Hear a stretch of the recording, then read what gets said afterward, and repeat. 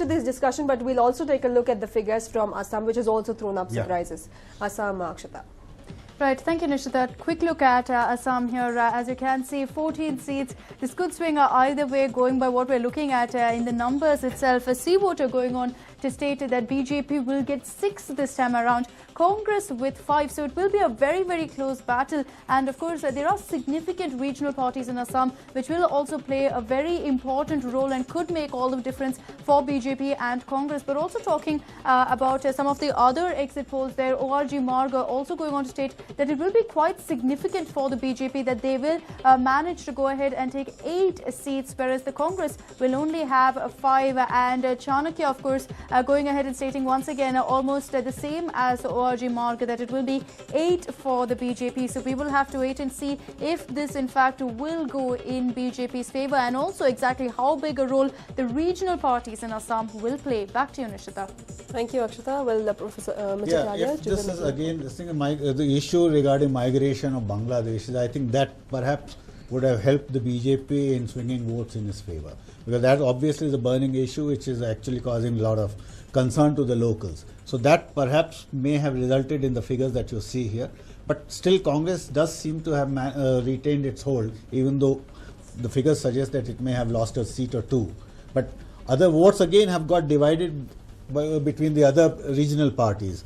AGP, for example, it may not have won the seat, but still the fact is it has eaten, obviously it's eaten into the vote share of the Congress.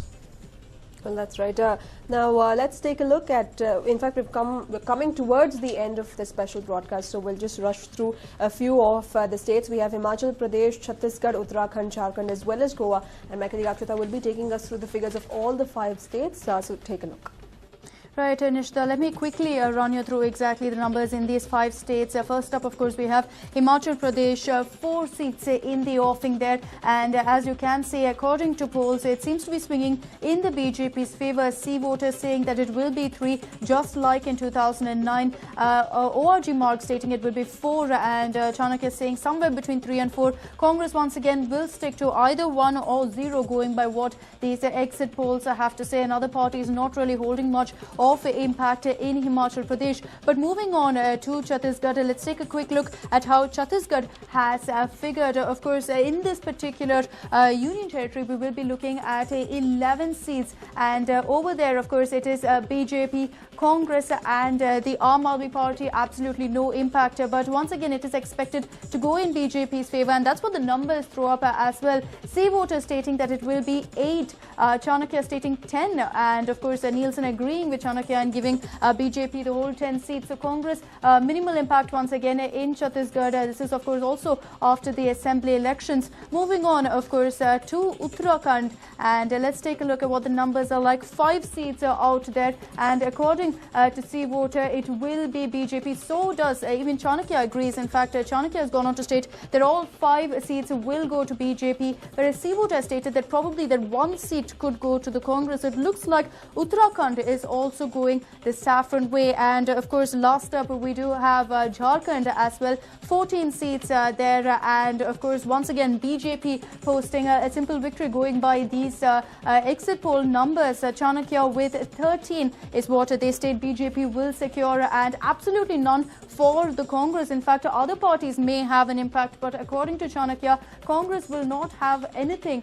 Going in to Nielsen, of course, we have 12 for the BJP, 1 for the Congress and 1 for other parties. And ORG Marg has reduced that number. In fact, you look at Chanakya and you look at Nielsen, it's 13 and 12. But with ORG Marg, it's 7. And for Congress, they have given a significantly higher number when compared to the other exit polls, which is 6 seats. So there you have it, of course, Jharkhand as well with 14 seats. And last up, of course, we have Goa, 2 seats up for grabs there. And it looks like it is going to the BJP, according to C voter. But you look at Chanakya, and it seems like there may be a bit of a battle for BJP in Goa there, where it could swing either way. Of course, also let's take a look now at Chandigarh and see what the numbers are like there. In fact, there is only 1 seat in Chandigarh, and as you can see there, in 2009 it went to the Congress, but this time around Chanakya is predicting that it will go to the BJP. So 6 states there, Nishita, as you can see, that it seems more or less in BJP's favor. But those are some of the states which has, of course, some interesting politics, but where it is to some extent predictable. Back to you, Nishita. Well, that's right. Well, thank you, Akshita, for giving us all those figures. Any thoughts you would like to add to that? Because inevitable parts of central India, etc., along with the northern parts, were expected to swing or support BJP. This doesn't come as a surprise. Right, absolutely. And Himachal Pradesh too swung in BJP's favor. This thing, so influence of There's the no BJP. loss of base. They only retained, Yeah. they even This consolidate. translation of, something that a point that Prithvi is repeatedly making. If you haven't lost your percentages in terms of your vote share, but what you have lost is translating it into seats. So it's more, a strategy issue rather than a base issue. I think it's a clever consolidation of votes, I would say, and very nicely done there. One of the polls in Chhattisgarh said that Congress will get 0. It's very surprising because in the assembly they were almost neck to neck. BJP and Chhattisgarh were almost neck to neck. Yes. So, but one of the polls said that Congress will end up with 1 or 0. Very surprising compared that. to Assembly, BJP is doing better in parliamentary election in Chhattisgarh. In many of the states, in fact, that went into polls recently, probably the fact that a BJP government could come to power is prompting voters as well. Well, in the all-in-one exit polls, we have pretty much covered all the states, but coming back to our very own state, Karnataka, and the figures are what you see in your television screens. Chanakya predicting 20 for the BJP, ORG Mark saying that it will be 18 for the BJP, and then we have CSTS saying 10 to 14, and just previously we saw what C-Voter had to say. C-Voter also said that it will be 18 for the BJP. It is only the CSTS that is going on to state that it could probably be the Congress with a higher number of seats, and that too very marginally higher. Can we say that somewhere, even if these figures are completely out of proportion, can we say that Siddaramaiah has gone wrong somewhere, seriously gone wrong somewhere? I don't think so. No. I think the challenge for Siddaramaiah was to keep the backward classes together. Especially ever since Yediyurappa returned. There was no choice because there was some amount of Lingayat consolidation that was expected to happen. The same vote bank which had split during the assembly elections was again coming back together again. So his choice was to keep the backward classes together, and to a great extent he's managed it. Perhaps if he had met with 100% success, the numbers would have reflected more in Congress's favor. That hasn't happened, and yet he has not allowed for a decimation of the Congress. So I really don't think there's a failure. But do you think that's the best he could put up a year after getting landslide victory? Obviously not. Pretty obviously not. It's not the best that he could have put up. He could have done better. But the fact of Yediyurappa coming back and the consolidation of votes and the way it has happened and the split in the backward classes votes has taken its toll. Do you think Sri Ram will manage to split that backward class Looks vote, like it. especially the Valmiki chunk? See, the other thing is now the Congress expected Siddaramaiah to consolidate and give them 20 seats, which is not likely to happen. And what is important is the BJP seems to have bounced back after the split in the party, etc., and after its defeat in the last assembly election. To that extent, I would say BJP seems to have done a little better, and having come back into the frame. And now I would say around between 12, 14, either side, still neck and neck. I would not take these figures seriously. What would you say about the 20 from Chanakya? I would. But you must also remember BJP that might be after Delhi, Bangalore was the next town where AAP Aam was Aadmi making Party. an impact. And AAP has again cut into the Congress.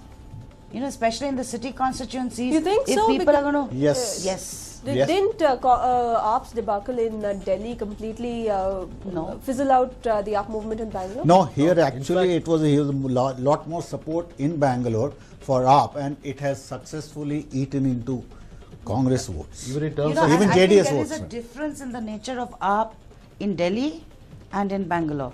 While in Delhi, it's more a party of where the support base is the lower middle class, Yes. people on the Here it's fringes more of the economy. intellectual. Here it's more the corporate- intellectual corporate and financial and elite. younger of And they Bangalore. don't have a face here. Software Yeah. professionals, techies. So in a lot of cases, and I dare to say this, that although a lot of corporates would in the heart of their hearts prayed for Narendra Modi, to hurt the Congress, they would have funded up. Let's quickly take in Professor Datta's view as well, since we're running out of time. Professor Datta, your thoughts on Karnataka's figures?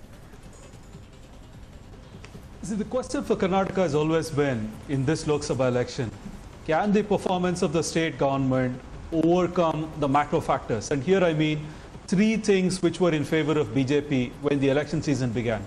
One was BJP coming back, all the factions reuniting. That consolidated BJP's electoral base, right, vote base. So that was one factor. The second was the anti-incumbency that Congress had to face at the central level, where the UPA government and the scandals associated with that. The state government, being the incumbent, would not have been able to overcome that. So that was the second thing. The third would the Modi effect, not the wave, Modi effect, energize the BJP voter. See, that was the problem in the assembly elections a year ago. The BJP voter was disillusioned with the performance of the party. It was not simply the splintering of the party, but also the disillusionment of the voter, core BJP voter. Would the leadership have been able to bring him back to the polling booths? And I think Modi was able to achieve that to a large extent. So these three factors, could Siddaramaiah or Parameshwar or any other state leaders, would they have been able to, even with the perfect political strategy, overcome these factors? That was the question. So we will know in 3 days' time whether that actually reflects some of these extreme polls, estimates, or whether it would come back to a median that CNN, IBN, CSDS poll is suggesting. Right, Professor Datta, we'll come back to you. We'll have to cut you short on that because we have very little time left and we have to go through the overall figures. Akshata, over to you. Thank you, Nishita. Now, we have seen how each state has fared based on these exit polls. Let's also take a quick compilation of different exit polls. First up, of course, we have the CICERO exit poll, which has predicted 272 seats in all for the NDA. And, of course, besides that, UPA coming down to 115 and others, of course, with 156, much, much higher than UPA itself. But NDA managing to get 272 there was the touch and go, you could call it, to some extent. And of course, moving on from CICERO, let's take a look at the Axis Survey exit poll. Here, of course, the numbers are that NDA could get 287 and UP is slumping to 107 seats, and besides that other parties posting about 149. So here too it is a majority for the NDA, and with 287 at that, according to the Axis Survey exit poll. Let's now move on to the next exit poll. Of course, we have the C voter up next. This is something we discussed earlier on as well in the beginning of this discussion. And of course, as stated earlier, it is NDA with 289 seats. So this is probably the highest number so far between CICERO, Axis and the C voter. C voter going ahead and stating that it will be 289 for the NDA. UPA just about managing to cross 100 with 101, and besides that others with 153. Moving on, of course, to ORG mark there. Here, of course, this makes all the difference. NDA only with 249, the lowest projection by far by any survey so far, and UPA with 148 and others with 146. So here it also looks like the UPA has fared better when comparing it to other exit polls as well. So those are the exit polls for you. Of course, each of them having their own figure. Some of them stating that yes, NDA will manage to cross that magic figure. Others stating not so much, and that the UPA may not perform too well. So those are the numbers for you, Nishita. We've broken down the states for you, but country-wise, NDA faring better than the UPA. But the question is, will they manage to cross that magic number? Back to you, Nishita. Right, Akshata, thank you.